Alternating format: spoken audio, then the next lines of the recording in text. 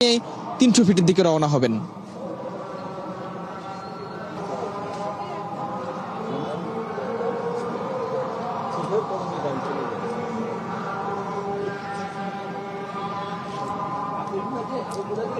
বিএনপির ভারপ্রাপ্ত চেয়ারম্যানের এই স্বদেশ প্রত্যাবর্তনকে ঘিরে কিন্তু বিএনপির পক্ষ থেকে নানা ধরনের নিরাপত্তা ব্যবস্থা নেওয়া হয়েছে।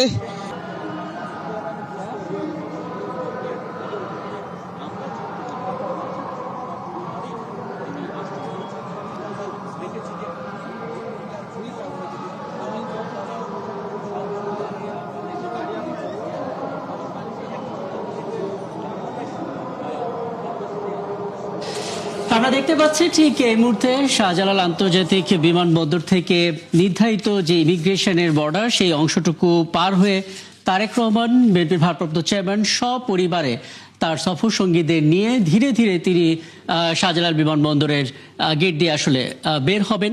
এবং আগেই তো আমরা জানিয়েছি যে এখানে পুরোটা এসএসএফ তাদের নিরাপত্তার একটি বলয় তৈরি করবেন। সেই বলয়ের মধ্য দিয়ে তারেক রহমান তার জন্য বরাদ্দ যেই হার্ড জিপ যেটাকে বলা হচ্ছে 250 যে সিরিজের গাড়িটি, যেটা সম্পূর্ণ বুলেট প্রুফ, যেটা তার নামে বিএনপির নামে নিবন্ধন করা হয়েছে, তারেক রহমানের জন্য রাখা আছে।